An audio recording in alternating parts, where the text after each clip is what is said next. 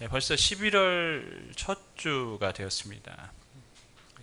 2019년도 이제 두 달밖에 남지 않았는데 굉장히 빨리 지나가는 것 같습니다. 11월 달은 제가 보니까 직장인들이 별로 좋아하는 달은 아닌 것 같아요.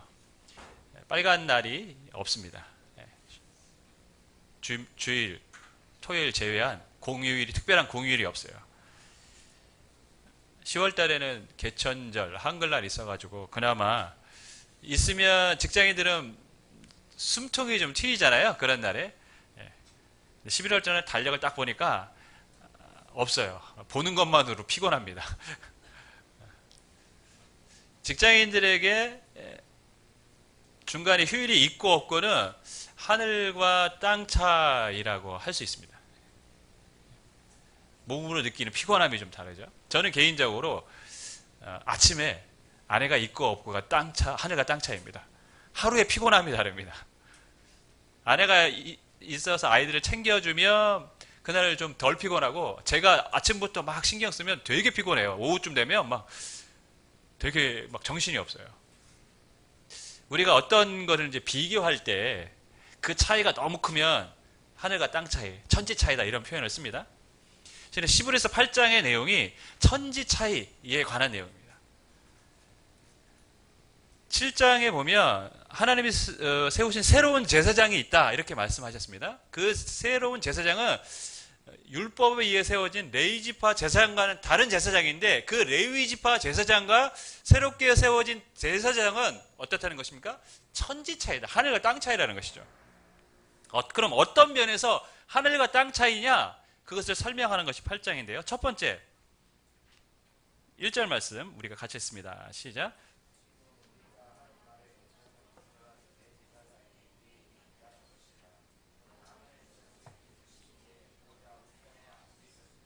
지금 우리가 하는 말의 요점은, 지금까지 설명한 모든 것의 핵심은 뭐냐?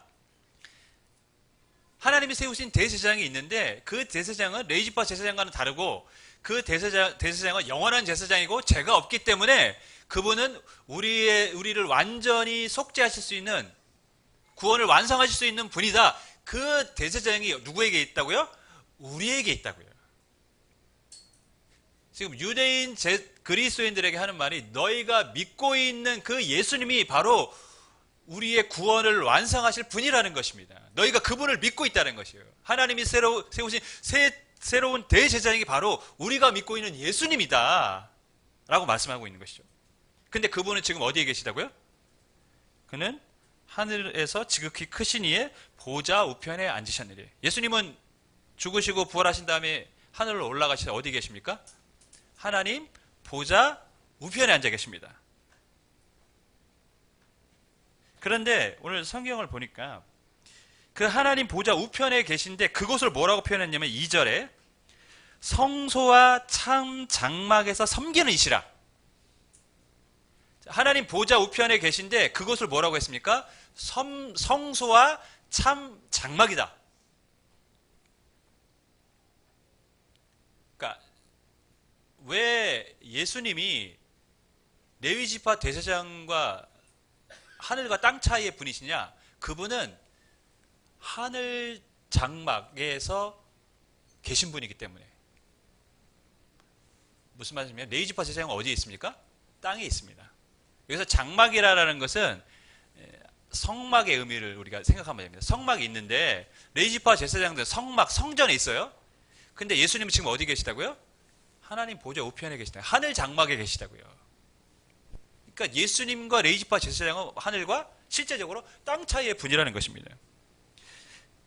성경은 하나님이 계신 곳, 주님이 계신 곳을 참 장막, 하늘 장막이라고 표현을 했습니다.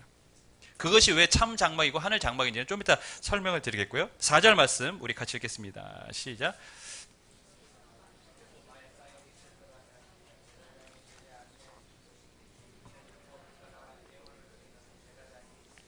지금 땅과 하늘을 철저하게 구분을 하고 있다는 것을 우리가 알 수 있습니다. 예를 들면 이런 설명을 할 수 있을 것 같아요.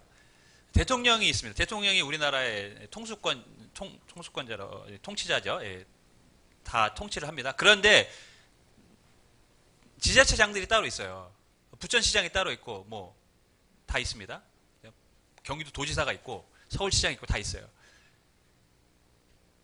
대통령이 부천시장이 마음에 안 든다고 부천시장의 역할을 하지는 않습니다. 왜냐하면 부천시장이 있으니까요. 부천시장은 부천시장의 역할을 하는 겁니다. 대통령은 대통령의 역할을 하는 겁니다. 땅에는 누가 있습니까? 레위지파 제사장이 있습니다. 율법에 의해서 세워진. 그러니까 땅에는 땅의 지파 제사장들이 있고 그들이 땅의 장막에서 섬기는 겁니다. 예수님은 그럼 어디에 계신 분입니까? 예수님은 하늘에 계시고 하늘 장막에서 그곳에서 섬기는 제사장이 되신다는 것입니다. 땅에 제사장이 있기 때문에 예수님은 이 땅에 제사장이 되실 이유는 없다는 것이죠. 자, 그러면 왜 하나님이 계신 그곳을 참 장막, 하늘 장막이라고 얘기를 했을까요? 이게 중요하죠. 그러면 이 땅에 있는 장막은 참이 아니라는 것이죠. 이해가 되시죠? 히브리서가 어렵습니까? 저도 어렵습니다. 자, 이 땅에 있는 장막은 참입니까? 아닙니까? 아니죠. 왜? 하늘에 있는 보좌가 참 장막이라고 했으니까 이 땅은 참 장막은 아니라는 것입니다. 그래서 성경은 뭐라고 했냐면 5절 그들이 섬기는 것은 하늘에 있는 것의 모형과 뭘 뿐이라고요? 그림자일 뿐이다. 이 땅에 있는 장막은 뭐라는 거죠? 그냥 모형, 그림자 뿐이라는 것입니다. 우리가 식당에 주문을 하러 가면 음식들을 다 모형, 이미테이션 만들어 놔가지고 다 실제처럼 보이지만 가짜잖아요. 근데 그렇게 만들어 놨어요. 그건 진짜가 아니죠. 그래서 이 땅에 있는 장막은 진짜가 아니라는 것입니다. 그림자, 모형에 불과할 뿐이라는 것이죠. 자, 여러분, 장막이 뭡니까? 여기서부터 이제 쉽게 설명해야 되겠습니다. 장막이라는 거 뭐죠? 장막은 집이라는 뜻입니다. 집. 그럼 땅의 장막, 하늘 장막이 있는데 그럼 하나님이 계신 하나님의 진짜 집은 어디입니까? 어디에 계시죠? 하나님 원래 계신 보좌 우편에 있는 주님이 계신 곳, 그것이 하나님의 원래 집입니다. 그러니까 그게 진짜 하나님의 집이고 하나님의 장막이 맞습니다. 그러면 땅의 장막은 뭐죠? 지금 그림자라고 했는데 그럼 땅의 장막은 왜 주셨을까요? 인간이 죄를 졌습니다, 여러분. 죄인된 인간은 하나님을 만날 수 있는 길이 없어요, 원래. 그래서 하나님은 이스라엘 백성들에게 땅의 장막을 세우라고 하셨어요. 성막이죠. 땅의 장막을 세우게 하셨어요. 그래서 그곳에서 하나님이 만나 주시겠다라는 거예요. 그러니까 원래 하나님의 집은 하늘 장막이지만 이 땅의 장막을 만들어 놓고 거기서 임시적으로 내가 너희를 만나겠다는 거예요. 그러니까 땅의 장막은 임시적인 처소일 뿐입니다. 하나님이 임시 거하는 곳. 홍수가 났습니다, 여러분. 홍수가 나서 대피소로 다 피하려고 해서 피했어요. 그 대피소에 아무리 시설이 잘 되어 있다고 하더라도 그 대피소는 임시 처소죠. 우리가 있을 집이 아니죠. 돌아와야 우리의 집이 돌아오는 것입니다. 지금 땅에 있는 장막은 하나님과 만나는 임시 처소에 불과할 뿐입니다. 그래서 성막이 영원합니까? 성전이 영원합니까? 영원하지 않습니다. 없어집니다. 왜? 그것은 임시적인 것이니까요. 성막이 영원했습니까? 성막은 가나안 땅 들어가서 솔로몬이 성전을 짓고 성막은 존재하지 않습니다. 그러면 솔로몬 성전은 지은 것은 영원합니까? 지금 이스라엘 백성들 성전이 없어요. 성전이 다 로마 때 무너져 버렸습니다. 근데 성전은 영원하지 않습니다. 하나님이 죄인된 인간을 만나주시는 임시적인 처소였기 때문에 이제 성전은 더 이상 필요가 없는 것이죠. 진짜 하나님의 집은 어디에 계시죠? 하늘에 계신 것이죠. 그러니까 그곳이 참 장막이고 하늘 장막이 하나님이 거하시는 곳이죠. 자, 근데 대제사장은 그 장막에서 무슨 역할을 했습니까? 이 땅의 장막에서 죄인들을 위해서 그 죄를 가지고 하나님 앞에 나아가는 역할을 했어요. 그러니까 어떤 면에서 죄인과 하나님 사이에 무슨 역할을 했습니까? 다리를 놓는 역할을 한 게 대제사장입니다. 그게 땅의 제사장들이 하는 역할이었습니다. 그런데 그것도 아무나 가는 게 아니라 특별한 절차와 과정을 거친 다음에 대제사장만이 그 백성들의 죄를 가지고 나갔던 거예요. 근데 하늘 장막에 계신 예수님은 이제 모든 일을 마치고 쉬고 계신 것이 아니라 거기서 대제사장으로 계신다는 것입니다. 무슨 말씀이냐면 우리가 진짜 하나님을 만날 수 있도록 주님께서 거기서 인간과 하나님 사이에 뭐를 놓고 계시다고요? 다리를 놓고 계시다는 것이죠. 그 다리가 뭡니까? 십자가입니다. 십자가로 주님이 인간과 하나님 사이에 다리를 놔주셔서 우리로 하여금 그 하나님을 진짜 하나님이 계신 곳으로 인도하고 계시는 역할을 지금도 하고 계시다는 것입니다. 그래서 지금도 구원의 역사가 끊임없이 일어나는 것입니다. 예수님의 십자가 사역은 2000년 전에 일어났지만 지금도 세계 곳곳에서 여전히 예수님을 믿고 하나님의 백성이 돼서 하나님 집으로 가는 주의 백성들이 있다라는 것입니다. 할렐루야? 있습니다, 여러분. 그리고 지금도 그 주님은 거기서 대사장으로서 섬기고 계시다는 것이죠.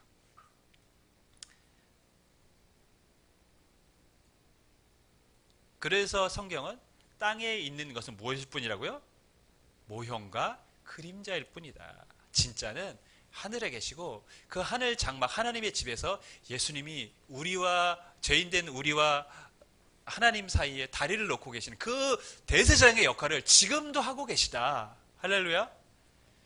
여러분, 근데 다리만 넣으실 뿐만 아니라 또 뭘 하셨습니까? 성경은 하나님 보좌 우편에서 우리를 위하여 기도 중보하신다고 말씀하고 계십니다. 주의 백성들을 위해서 지금도 기도하고 계세요.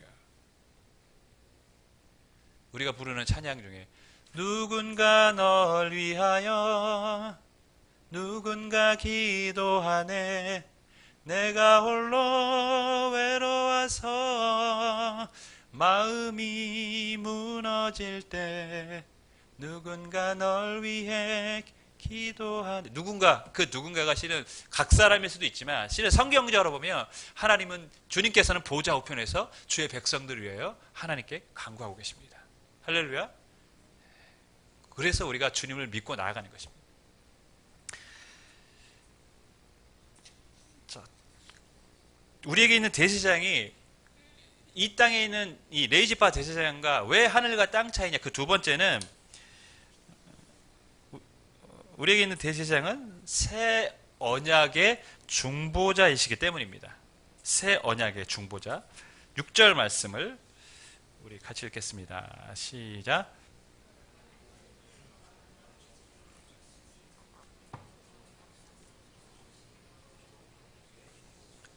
옛 언약이란 이겁니다. 율법에 의해서 모세에 의해서 세워진 장막과 제사장.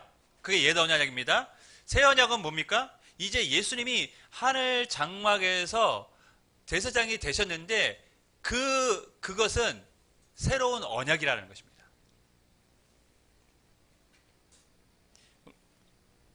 성경을 보면 이 6절부터 13절까지 이 언약이라는 말이 굉장히 많이 나옵니다. 6절에 우리가 읽은 데도 나오고 7절에도 첫 언약은 무음하였더라며 이렇게 나옵니다. 8절도 유다 집과 더불어 새 언약을 맺으리라. 9절 이 언약은 내가 그들의 열조의 손을 잡고 애굽 땅에서 인도하여 내던 날에 그들과 맺은 언약과 같지 아니하였도다. 그들이 내 언약 안에 머물러 있지 아니하므로. 10절도 13절도 계속해서 언약 이렇게 얘기를 합니다. 그럼 도대체 언약이 뭡니까? 언약을 알아야 이 본문을 우리가 이해를 할 거 아닙니까? 언약은 문자적으로는 말로 한 약속이에요. 야, 너랑 나랑 약속하는데 안 지키면 이렇게 하자. 이게 말로 하면 약속이죠. 그게 언약인데, 그런데 성경적으로 말하는 언약은 그런 차원을 뛰어넘습니다. 성경의 언약은 하나님과 인간 사이를 규정하는 계약입니다. 그러니까 하나님과 백성의 관계를 규정하는 계약이에요. 무슨 말씀이냐면, 쉽게 설명합니다. 모세에게 하나님이 이렇게 말씀하셨어요. 너희는 나의 백성이 되고 나는 너희의 하나님이 되리라. 오늘 본문에도 나오는 말씀이죠. 나는 너희의 하나님이 되고 너희는 나의 백성이 되리라. 이스라엘과 하나님의 관계는 하나님과 백성의 관계예요. 이스라엘은 하나님의 백성들입니다. 그런데 그 하나님과의 관계가 무조건적이냐, 조건이 없냐, 그게 아니라 계약적인 관계였다라는 것이죠. 무슨 계약이 있습니까?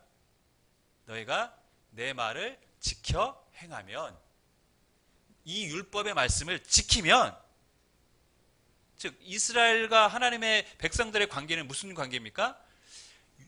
율법이라는 율법의 준수라는 것을 통해서 하나님과 계약적으로 맺어진 관계입니다.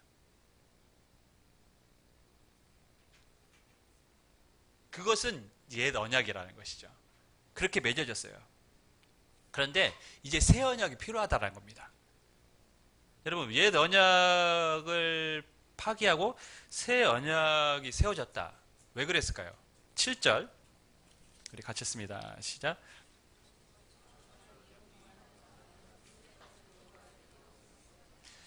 첫 언약이 무함하였다면 둘째 것, 새 언약을 요구할 일이 없었다는 것이죠. 근데 여기서 우리가 말씀을 보면 첫 언약이 무함했다? 무함하다라는 말은 뭐죠? 오류가 없다. 첫 언약이 실수가 없었다는, 오류가 없었다라면 둘째 언약이 필요하지 않다. 즉, 새 언약이 필요하지 않다.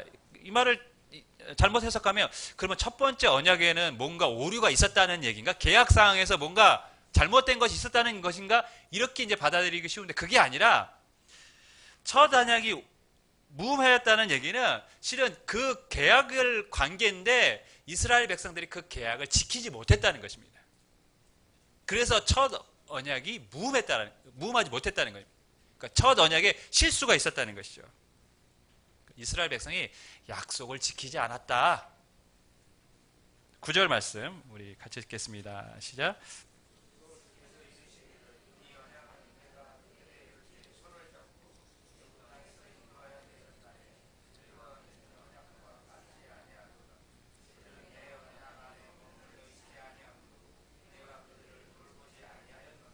그들이 내 언약 안에 머물러 있지 않았다. 말은 무엇입니까? 그들이 계약을 깨트렸다. 약속을 지키지 않았다. 그래서 나도 그들을 돌보지 않았다. 그들이 계약을 먼저 파기했기 때문에 나도 그들을 나의 백성으로 받아들이지 않았다는 것이죠. 그래서 물론 완전히 버리시지 않았습니다. 심판하시고 포로로 끌려가기도 하셨다는 말씀을 지금 하고 계시죠. 무슨 말씀이냐면 계약을 먼저 파기를 한 것이 이스라엘 백성들이고 그렇기 때문에 하나님 역시 그럼 계약이 파기됐어 라고 선언을 했다는 것입니다. 여러분, 우리가 이제 계약을 체결하면 이제 이사를 갈 때나 뭐 할 때 먼저 뭘 합니까? 계약금을 줍니다. 그 다음에 나머지 잔금은 언제까지 주기로 하고 계약을 체결하죠. 근데 만약에 언제까지 그 잔금을 지불하기로 한 날에 지불을 못하면 어떻게 됩니까? 그 계약은 유지가 됩니까? 파기가 됩니까? 파기되는 거예요. 그 계약금 돌려받습니까? 못 받습니까? 못 받습니다. 지금 계약 사항이 있는데 계약 사항을 지키지 않으면 그 계약은 더 이상 유효한 계약이 되지 않습니다. 마찬가지로 하나님과 이스라엘 백성들의 관계가 하나님은 그들의 하나님이 되시고 그 이스라엘 백성은 하나님의 백성의 관계였지만 이 백성들이 계약을 파기하는 순간 하나님과 백성의 관계는 더 이상 유지가 될 수 없다라는 것이죠. 그래서 하나님은 그 관계를 무효화시키고 새로운 언약, 계약을 체결했다라는 것이죠. 여러분, 근데 일반적으로 한번 계약이 파기되면 끝입니다. 그죠? 또 계약합니까? 그 사람과 계약 안 합니다. 잘. 계약 끝이에요. 믿지 못하니까. 근데 하나님은 그 사람들과 또 다른 새로운 계약을 맺으십니다. 왜 새 언약을 맺으셨을까요?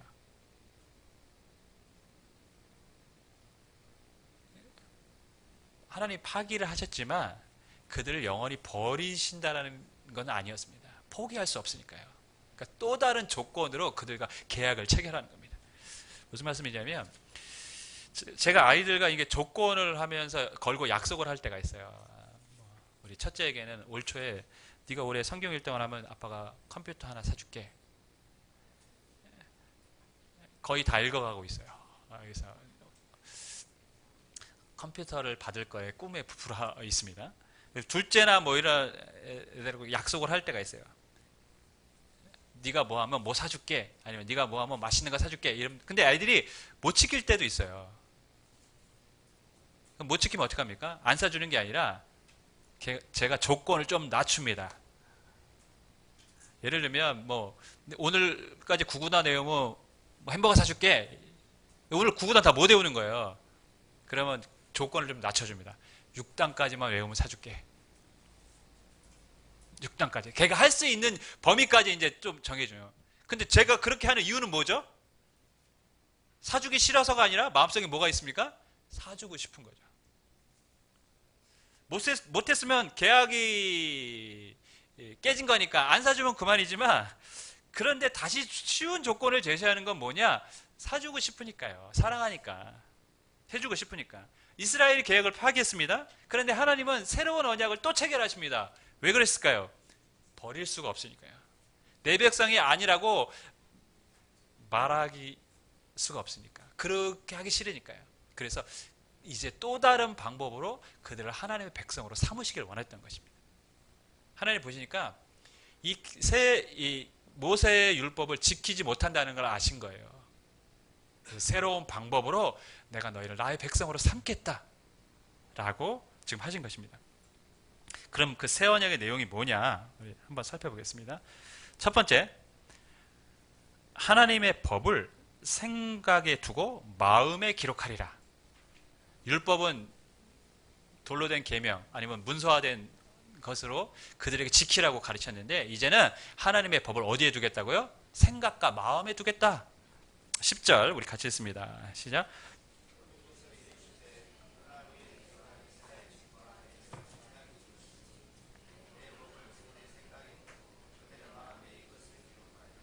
나는 그들에게 하나님이 되고 그들은 내게 백성이 되리라. 모세에게 했던 말씀인데, 나는 너희 하나님이 되고 그들은 나의 백성이 되리라는데 앞에 조건이 달라졌어요. 이제는 하나님의 법을 생각과 마음에 두겠다는 거예요. 그럼 이게 뭘까요? 결론적으로 말하면 성령님을 우리에게 보내주셔서 성령님을 통해서 하나님의 법을 따르도록 하겠다는 것입니다. 지금까지는 인간의 의지와 노력으로 따르라고 했다면, 너희들을 열심으로 하라고 했다면, 그런데 그게 아니라 이제 성령께서 우리 안에 오셔서 우리의 생각과 우리의 마음을 주장하여 주시고, 그분을 통해서 이제는 하나님의 법을 따르는 하나님의 백성으로 세우시겠다는 하나님의 약속이었던 것이죠. 그래서 오순절날 하나님의 성령이 예수님이 승천하신 이후에 오시는 겁니다. 이 땅에. 그거는 좀 더 자세한 부분은 사도행전에서 우리가 한번 살펴보도록 하겠고요. 두 번째, 새 언약의 내용은 뭡니까? 작은 자부터 큰 자까지 나를 알미라. 11절 말씀 우리 같이 읽습니다. 시작.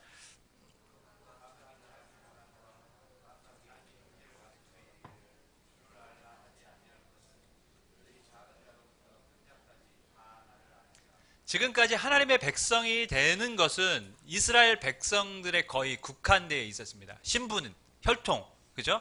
그것에 아주 큰 영향을 받았는데, 그게 아니라 이제는 하나님이 품으시는 새 백성들, 새 언약 안에 있는 새 백성들은 작은 자부터 큰 자, 그러니까 모든 사람이 다 하나님의 백성이 될 수 있다는 것이죠. 즉 예수 그리스도의 피를 힘입어 주님을 믿는 모든 사람을 이제는 하나님은 하나님의 백성으로 삼겠다는 뜻입니다. 그게 새 언약의 아주 중요한 내용입니다. 누구든지 예수님을 믿으면 하나님의 자녀가 되는 줄 믿습니다. 그 약속을 하신 겁니다. 세 번째, 죄를 다시 기억하지 아니하리라. 12절 말씀 우리 같이 읽습니다. 시작.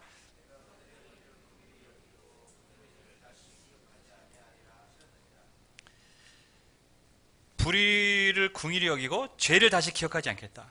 그러니까 예수님의 십자가를 통해서 완벽하게 인간의 죄를 속죄하시겠다는 뜻입니다. 여러분, 제사장들, 땅에 있는 제사장들은 1년에 한 번씩 제사를 드렸어요. 대속죄일에 백성들의 죄를 가지고. 그 말은 뭐냐면 그들의 속죄는 완전하지 못했다는 것이죠. 왜? 계속해서 제사를 드리니까. 그런데 이제는 예수 그리스도의 십자가를 통해서 완벽하게 내가 우리의 죄를, 인간의 죄를 용서하시겠다는 하나님의 뜻입니다. 그것이 새 언약입니다. 하나님이 그렇게 약속하신 겁니다. 자, 그럼 새 언약의 내용을 우리는 이렇게 요약할 수 있습니다. 예수님을 믿으면 하나님은 우리의 죄를 기억하지 않으시고 하나님의 자녀가 되게 하시고, 또 이제 성령을 통해서 우리를 변화시켜 주시겠다. 새 언약의 내용이 그겁니다. 예수님을 믿고 제사함을 받고 하나님의 자녀가 되고 이제 성령을 보내주셔서 하나님의 백성으로 삼으시겠다. 그러면 그 옛 언약과 무슨 차이가 있는 것입니까? 옛 언약과는 천지 차이죠. 옛 언약은 내가 율법을 지켜야 돼요. 내가 뭔가를 해야 돼. 그래야 하나님의 백성의 관계가 유지가 돼요. 근데 실은 새 언약의 내용을 가만히 살펴보면 뭐가 있습니까? 인간이 하는 게 아니라 이제는 친히 다 하나님이 하시겠다는 거예요. 하나님이 십자가에서 우리 죄를 용서하시고 예수님을 통해서 우리를 자녀 삼아 주시고 그 다음에 성령을 통해서 우리를 변화시켜 주시겠다는 것이죠. 이전에는 인간이 하려고 했는데 인간은 안 된다는 걸 아시는 거예요. 그러니까 이제 하나님은 새 언약을 통해서 하나님이 친히 우리를 위해서 죽으시고 우리를 변화시켜 주시겠다는 약속을 하신 것이죠. 그것이 새 언약인 것입니다. 이 새 언약 안에 뭐가 있습니까? 인간을 향한 하나님의 마음, 사랑이 담겨져 있어요. 제가 아까 예를 들어서 구구단 다외음은 뭐 선물 사줄게 했다가 안 되니까 6단까지 아니면 5단까지 이렇게 했단 말이죠. 즉 할 수 있는 만큼까지만 적용을 시켜버렸어요. 하나님은 우리의 노력으로 우리가 하나님의 백성의 관계가 유지될 수 없다라는 것을 아셨던 것이죠. 그래서 이제는 친히 하나님이 그 모든 것을 행하시겠다는 것입니다. 하나님의 마음이 있습니다. 이런 광고 카피가 있었습니다. 아이를 막 키우는데 아기가 아프니까 엄마가 막 열도 재고 병원도 데려가고 하면서 막 아기 때문에 이제 마음이 아프고 막 소가리를 하잖아요. 그러면서 뭐라고 고백하냐면 우리 엄마도 나를 이렇게 키우셨겠구나. 그제서야 엄마 마음을 아는 거죠. 엄마도 나를 이렇게 키우셨지? 그렇겠지?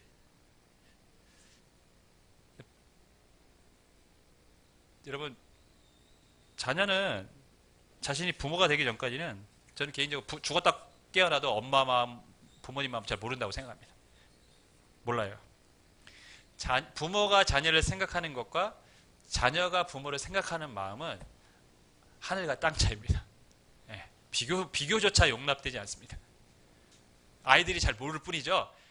그걸 언제 합니까? 본인이 자녀를 낳고 경험해 봐야 아는 거예요. 그거는 부모님이 우리를 이렇게 키우셨구나. 그때 아는 거죠.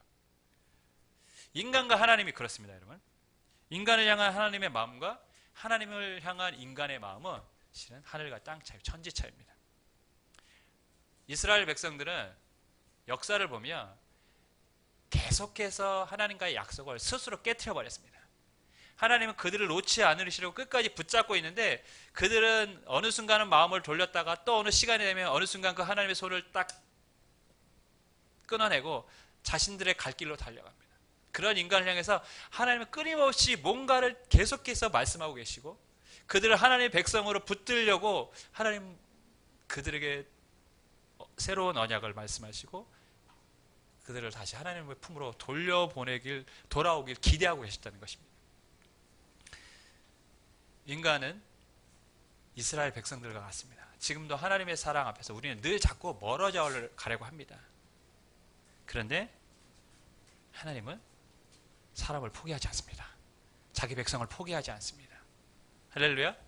하나님은 자기 백성을 포기하지 않으십니다. 끝까지 어떻게 해서든지 하나님 품으로 하나님이 계신 하늘 장막으로 우리를 인도하시기 위해서 그분은 일하십니다. 예수님을 통해 우리 죄를 사하시고 성령님을 통해서 우리를 변화시키시려고 그분은 지금도 일하고 계신 줄 믿습니다. 그것이 새 언약입니다. 이 새 언약인 하나님의 사랑과 우리를 향한 그분의 고집, 열정이 담겨져 있음을 우리는 알아야 됩니다.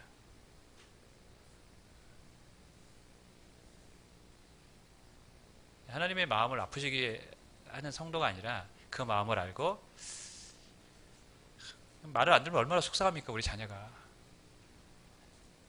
근데 우리가 다시 이제 그 마음을 알고 하나님께로 돌아선다면 하나님은 우리를 기뻐하시고 우리를 품에 안아 주실 줄 믿습니다. 기도하겠습니다.